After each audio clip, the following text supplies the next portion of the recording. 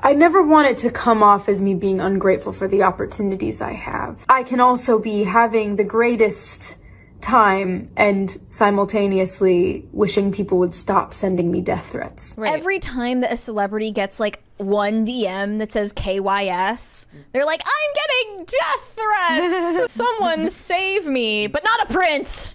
Don't anybody but a prince. Don't you dare save me. Well, she like when somebody, she's like, I'm getting these death threats, and the cops were like, well, save yourself.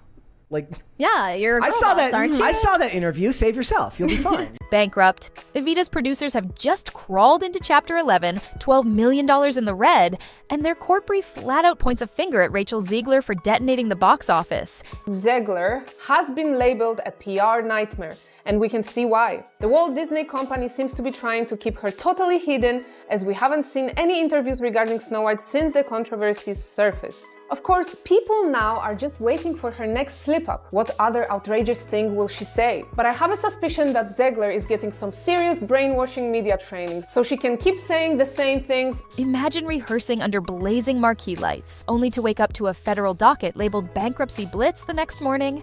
Cameras already camp outside the courthouse, and the filing lies on public record, page after slow-turning page, documenting how a boycott snowballed into Broadway's fastest implosion this decade. Like, I'm the first to admit when I saw her interviews, I hated her. I was like, ew, how snide. Ugh, how condescending. And then I was like, well, wait, she's acting it up. They told her to do that. You can't tell me this young woman was cast in such an iconic role and went, thanks, I hate it. No, let's use our brains. We have been pushing girl boss, girl boss, girl boss, strong women, strong, strong, strong. We've been pushing that for so long. They tell her to give us that and we shit on her. I don't know, I just feel like that's so goddamn mean. Insider chatter says the first tremor hit at 10:53 last night, when docket number 23BK0413 flashed on the electronic case system with a crimson voluntary stamp. Line item 3 reads, Material Adverse Change, Principal Performer Controversy. Let that jargon sink in. A legal acknowledgement that one actor's public meltdown became a measurable financial hurricane. Rachel Zegler is at it again. I really do believe that. There's something wrong with her. She's disturbed, she's unhappy.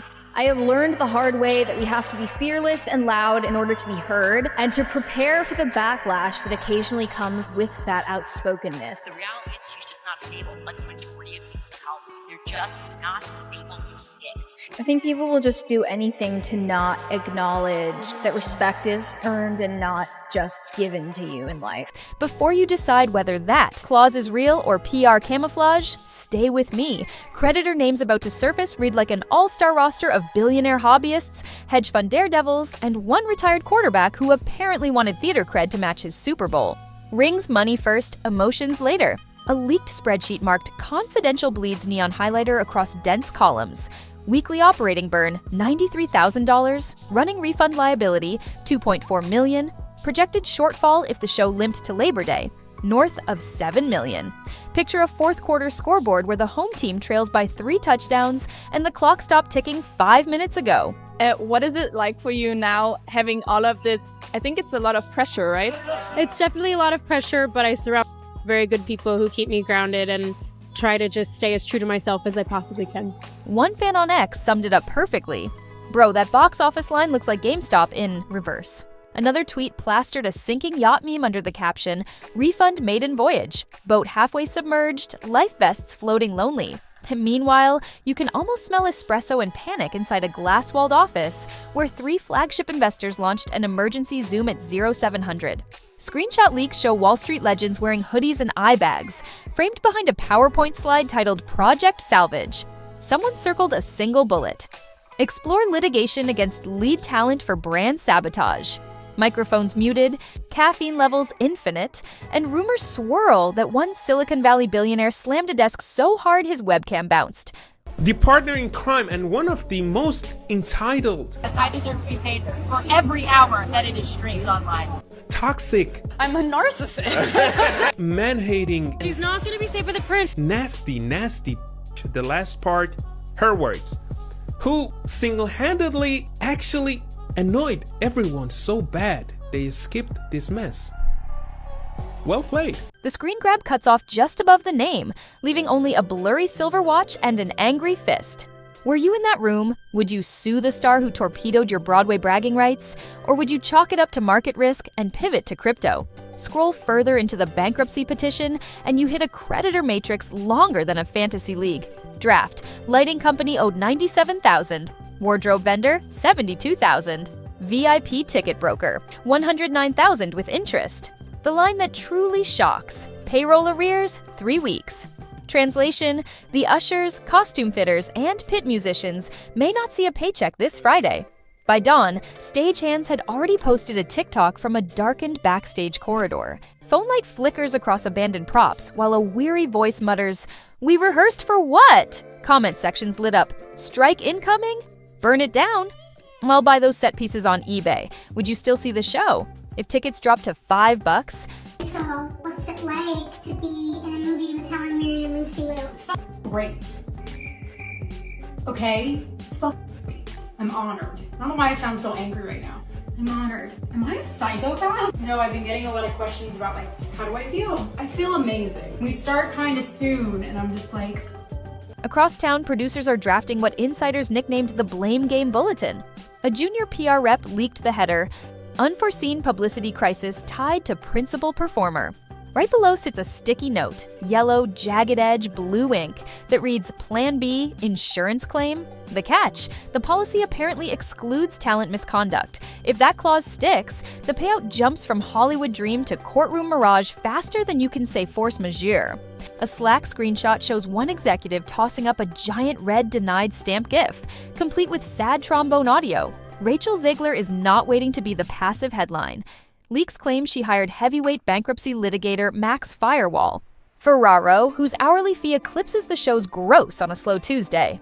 A retainer invoice, $800,000, all spelled out in neat serif font, surfaced on Reddit. Loyalists cheer the counterpunch. Skeptics bark that lawyer fees this. Heftier like buying luxury seats on a sinking lifeboat. Somewhere inside a Manhattan high-rise conference room, Ferraro allegedly called producers financial arsonists and promised scorched earth discovery.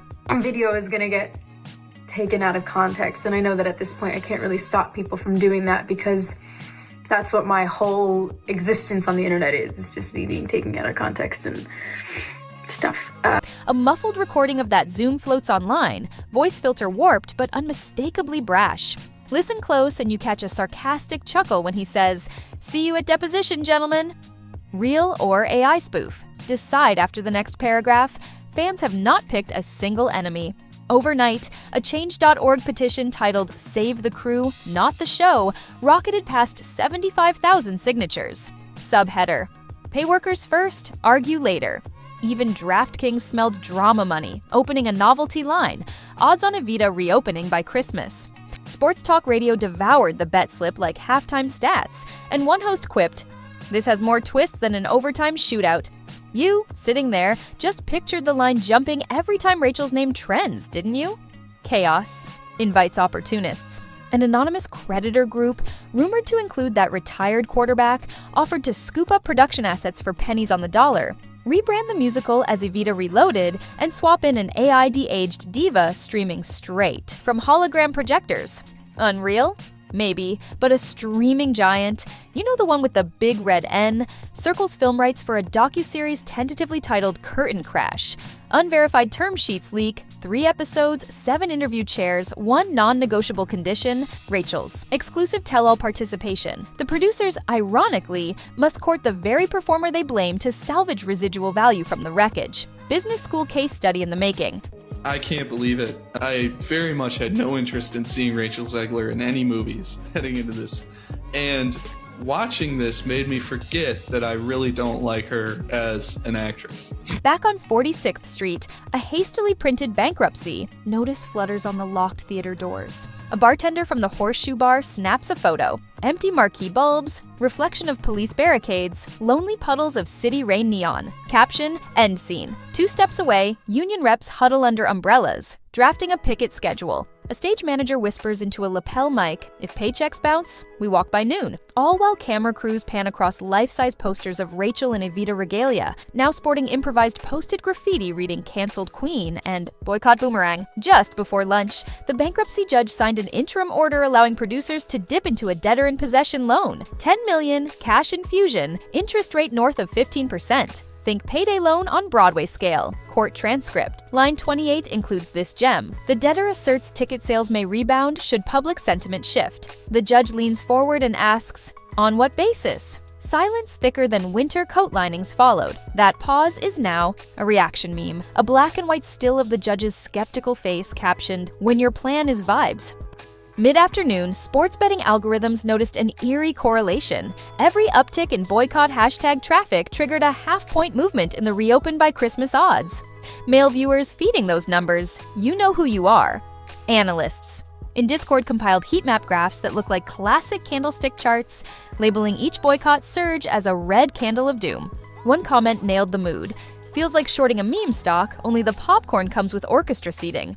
You will see a screenshot of that chart before this ends. Green bars swinging to red faster than a traffic light stuck on panic. As sunset paints skyscraper glass, producers schedule a live stream titled State of the Curtain. 500,000 viewers flood the link. The stream buffers, then drops. Conspiracy channels cry intentional blackout. When it finally stabilizes, the executive producer, sweat beading at the hairline, reads a scripted apology to cast and crew, then pivots hard. Our reorganization plan assumes a collaborative path. Forward with Ms. Zegler. Translation: Bankruptcy math says her name still sells clicks, if not seats. Chat scroll erupts. Choose a side already. She sank it, now she bails them out? Epic snake-eating tail plotline. Rachel answers with a single cryptic Instagram story, a dimly lit dressing room mirror, Evita costume hanging lonely on a hook, text overlay, "I will not be your scapegoat." 10 million views in 2 hours. One follower replies, "Girl, buy the theater and turn it into a karaoke bar." Another, plot twist. She stages Evita in Fortnite. Social imagination outruns reality, but producers see dollar signs. They scramble to secure a phone call, maybe offer her profit sharing, maybe beg for silence. Either way, the courts automatic stay pauses lawsuits, yet cannot silence the algorithm. Around 1900 hours, union trucks roll up with protest signs. Slogans hit hard. Pay crew first and boycott backfired. Local news drones hover, capturing overhead shots of chanting lines.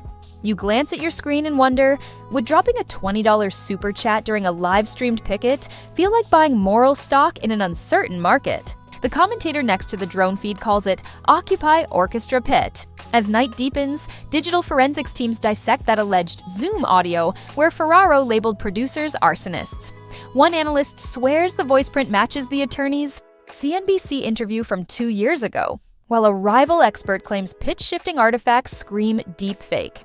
A YouTuber named Legal Eagle Eye uploads a breakdown, pausing waveforms, highlighting suspicious compression patterns. Top comment liked nearly 5,000 times. Plot twist, the deepfake is more honest than the press release. Inside, bankruptcy court. Docket alerts continue pinging every half hour. Motion to retain consultants, motion to approve critical vendor payments, motion to seal talent contracts. Each filing carries the same footnote. Debtor reserves all rights against principal performer. Legalese for, "We can still sue you after the ashes settle." Rachel's lawyer fires back with a reservation of his own, threat of counterclaim. For defamation. Suddenly, the fight pivots from seats to character.